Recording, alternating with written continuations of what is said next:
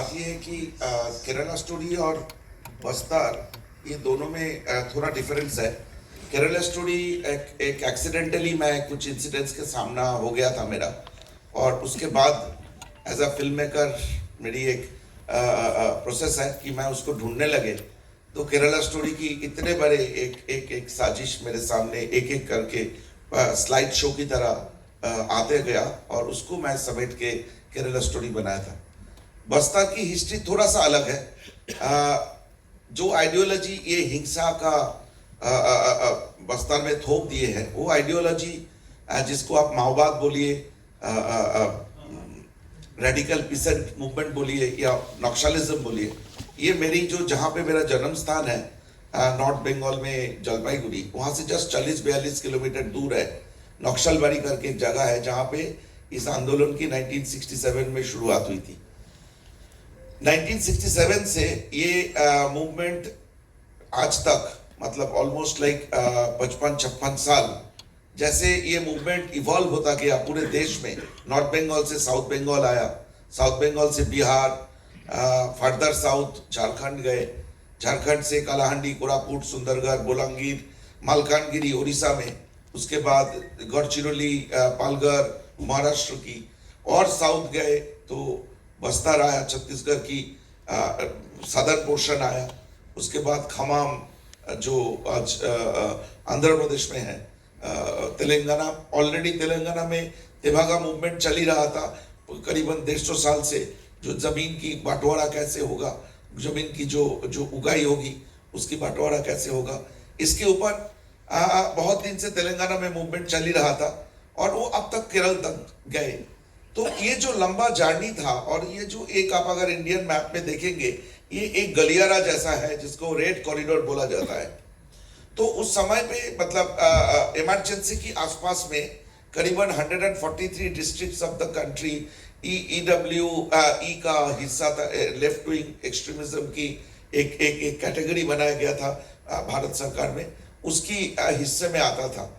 तो और बहुत ज़्यादा इसका पॉपुलैरिटी हो गया था, क्योंकि देश में उस समय पे देश समहाउ ठीक नहीं चल रहा था। बेरोजगारी बोलिए, डिस्ट्रीब्यूशन सिस्टम बोलिए, कुछ भी एस्पेक्ट में इस देश में बहुत क्षोभ था, बहुत गुस्सा था लोगों की मन में, एक किस्म की एजिटेशन में सब लोग बाहर आना चाहते थे।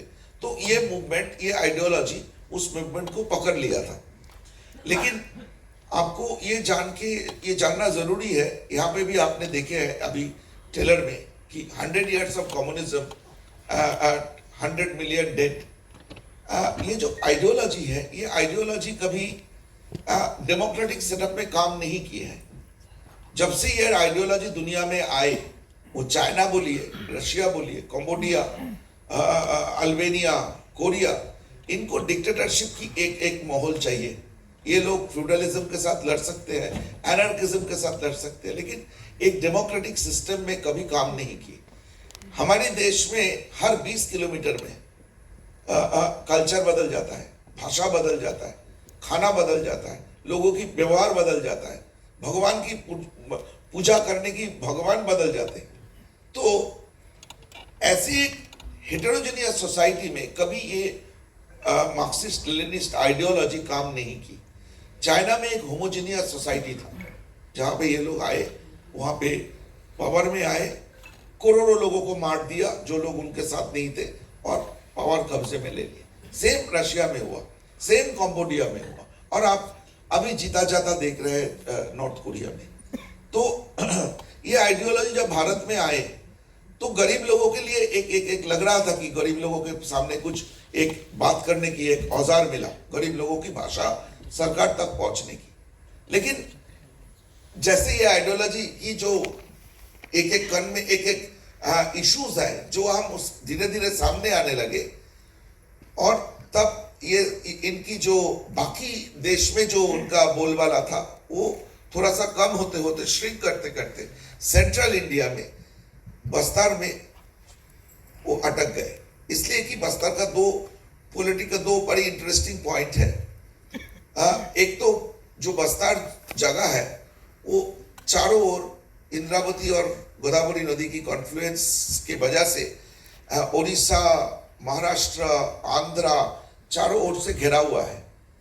और बस्तर की जो छत्तीसगढ़ की सदर्न पार्ट या बस्तर में जो अबूझमार करके जो जंगल है, करीबन 4,500 5,000 स्क्वायर किलोमीटर की एक जंगल है।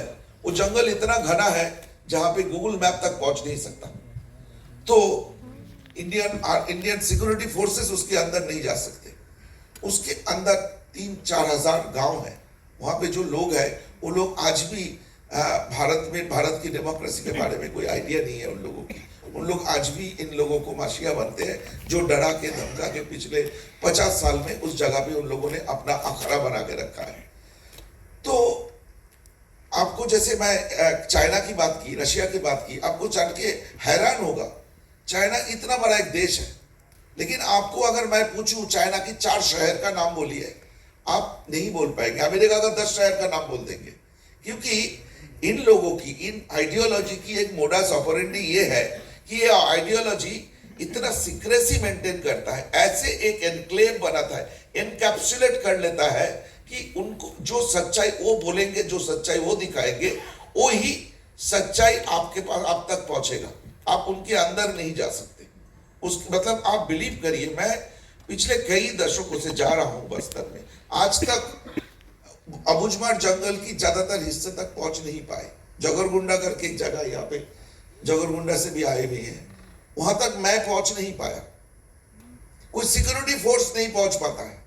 तो जब मुझे जैसे मैंने बोला कि मेरा जन्म हुआ और ये मूवमेंट की इवोल्यूशन होना शुरू हुआ, तो आप बोल सकते हैं कि मेरा इंटरेस्ट भी जगने लगा, क्योंकि ये जहां पे शुरू हुई थी बंगाल में, ये इसका एक भयंकर रूप हम लोगों ने देखा था।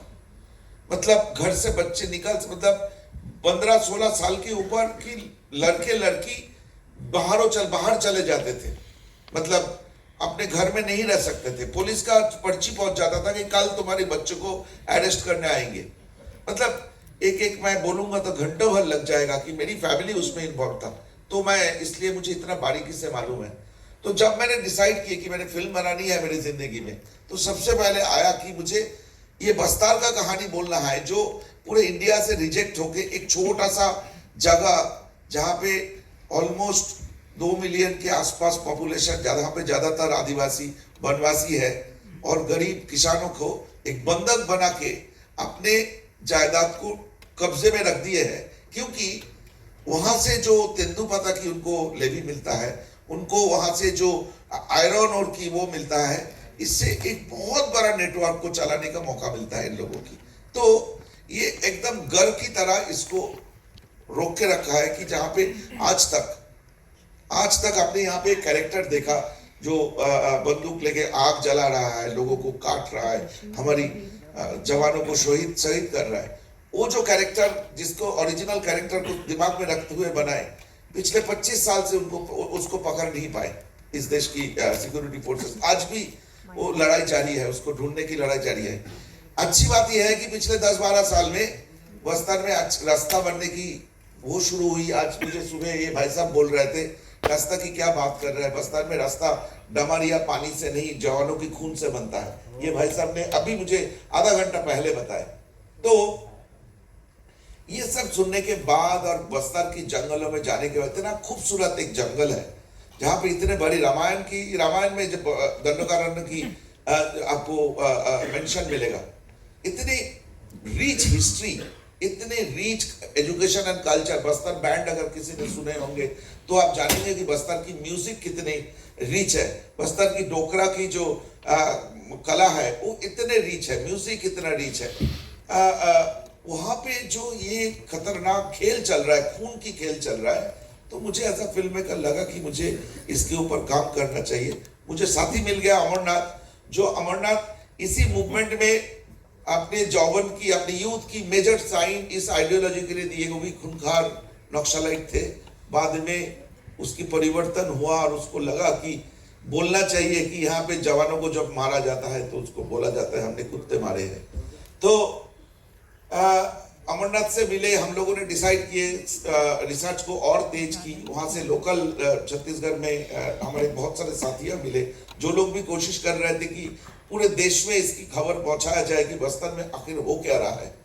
तब जब कॉन्फिडेंस आया तब विपुल जी से मिले। विपुल जी एक सेंसिटिव फिल्म मेकर है जो केरला स्टोरी के बनाने के बाद आप लोगों को किसी को और वो नहीं होना चाहिए कि भारत में इस तरह की प्रोड्यूसर की बहुत ही कमी है जो इतना साहस दिखा सकते हैं कि ये फिल्म बना सकते हैं। क्योंकि हमारे देश में एक विडंबना ये है कि सच बोलना बहुत डिफिकल्ट है। आप सच बोलेंगे तो आपको रोकने के लिए, आपको डिस्क्रेडिट करने के लिए, आपको धमकाने के लिए हजारों के तादाद पे लोग खड़े हो जाएंगे। बोलने गए थे 3 लड़की की कहानी, केरल स्टोरी में 3 लड़की की कहानी बोलने गए तो 2 स्टेट में फिल्म बैन ही कर दिया। बोलने लगे कि हम प्रोपागेंडा करते हैं। अरे 3 लड़की, एक लड़की अभी भी अफगानिस्तान की जेल में बंद पड़ा है। वो माँ आज भी अपने अपने अपने जस्टिस के लिए वेट कर रहा है जिनकी बेटी सुसाइड की है। तो ये सारे बोलना हमारे देश में एक विडंबना है। बड़ी हैप्पी सा, अगर मैं किसी को डिस्क्रेडिट करना, किसी को गलत बोलना नहीं चाहता, लेकिन पंजाबी शादी, गुजराती शादी और हीरो हीरोइन की पेड़ के नीचे दौड़ना अगर सिनेमा और एंटरटेनमेंट है तो मुझे लगता है केरल स्टोरी एंटरटेनमेंट की डेफिनेशन चेंज किया है। इस देश में एंटरटेनमेंट की डेफिनेशन चेंज किया है और देश को बोला है कि हम दर्शकों को आप पागल मत सब बनाना। ये सारे नाचा गाना ओनली एंटरटेनमेंट नहीं है, ये भी स्टार्क ट्रूथ को सामने लाना भी एंटरटेनमेंट है। तो हमारी ये प्रयोग में नेक्स्ट है Bastar. And again I say that विपुल जी जैसे प्रोड्यूसर अगर और आएंगे, मुझे बहुत डाउट है कि इस देश में कितने प्रोड्यूसर की इतनी ताकत है ये फिल्म बनाने के लिए। अपने मुझे मालूम है विपुल जी केरल स्टोरी के लिए कैसे कैसे पैसा ऑर्गेनाइज किया था, मुझे मालूम है। तो ऐसे साहस दिखाना, ऐसे करेज में सारे नया न्यू एक्टर्स को लेके आना, ये बहुत आसान काम नहीं है। और मैं आप लोगों के सामने मेरा डिमांड कर सकता हूँ कि आप लोग सेंसिबल, और आप लोगों जैसे मैंने बोला केरल स्टोरी में आप लोगों की योगदान इतना था। बस्तर की एम्बेसडर बनना आप लोगों की जिम्मेदारी है। ये कहानी आपको ले जाना पड़ेगा। हम 80 degree shift.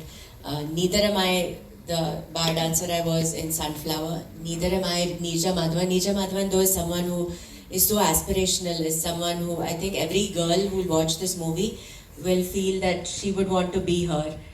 The strength that she shows in situations, I wouldn't mind even being 1/4 of her, because the strength that she shows in situations that are so emotional, like you saw the 76 Jawans, उनको जब मारा था, and I mean she saw it, but she held her emotional strength and she didn't break down in front of everyone. So that's very different from what I am in real life. Also in real life, I think I'm quite emotional, though I try to hold in my emotions and not show them, but nothing close to her strength. This heroic character, मैं actually मिली थी CRPF लड़कियों से, and वो लड़कियां अगर आप मिलोगे उनसे इतनी स्ट्रॉन्ग है, उनके आईज में ना एक फियरलेसनेस है, डर बिल्कुल नहीं है।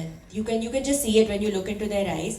एक लड़की थी जो 7 months प्रेग्नेंट थी एंड उन्होंने बताया नहीं था, बिकॉज वो अपनी ड्यूटी से इतनी कनेक्टेड थी कि she wanted to do it till the day that she could possibly be there. फिर एक बार नदी पार करना था, उसको शूलेसेस बांधने थे, तो that's when people found out that she is pregnant.